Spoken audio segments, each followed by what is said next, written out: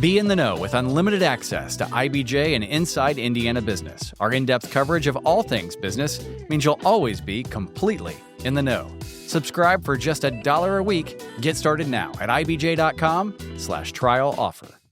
This is Inside Indiana Business Radio on demand for Tuesday, November 11th, 2025. I'm Gary Dick. State Senator Ed Charbonneau says he has mixed reactions to the Indiana Department of Health's approval of Terre Haute-based Union Health's application for a certificate of public advantage to move forward with a proposed merger with Terre Haute Regional Hospital.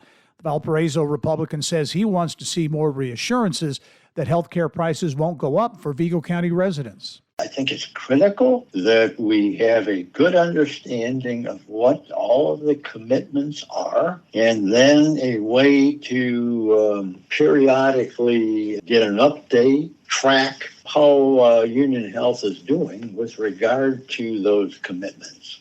A travel center business based in suburban St. Louis plans to open a $30 million store and gas station in the first half of 2026 in Indiana. Wally's, which bills itself as home of the Great American Road Trip, is building a travel center aimed at commuters and travelers just off I-65 in Boone County. The Indiana Destination Development Corporation has awarded the state's highest tourism honor to the owners of Davis Mercantile in Shipshewana. Alvin and Elsie Miller received the Will Cook Indiana Tourism Leadership Award. Davis Mercantile is home to more than 20 unique stores with products including quilts, toys, food, and entertainment, and boasts more than 2 million visitors annually. From the state's #1 source for Indiana business news, you're listening to Inside Indiana Business Radio.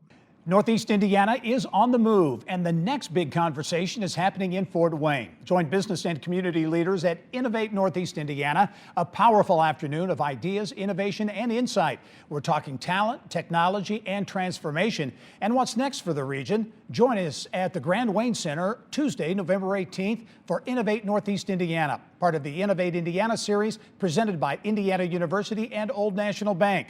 RSVP now at ibj.com/innovate.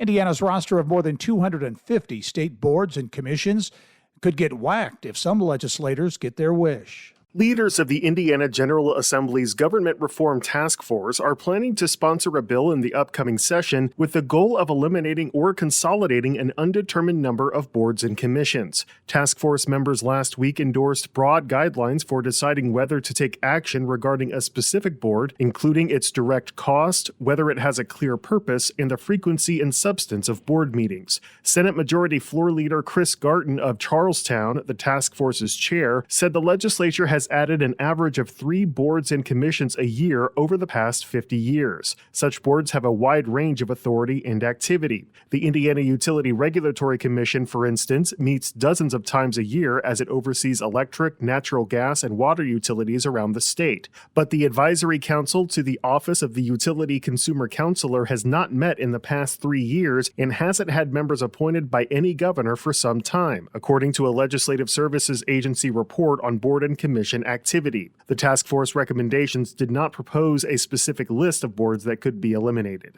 Alex Brown, Inside Indiana Business Radio. A Canada-based gaming and entertainment company that has drawn attention for its interactive rooms where players work cooperatively or compete against each other plans to open its first location in Indiana next month in Fishers. Activate Games plans to occupy space at the former Party City store on East 96th Street.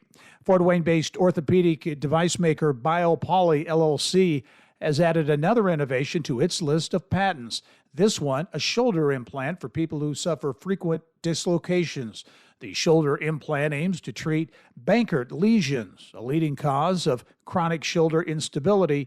This is Gary Dick for Inside Indiana Business Radio on Demand.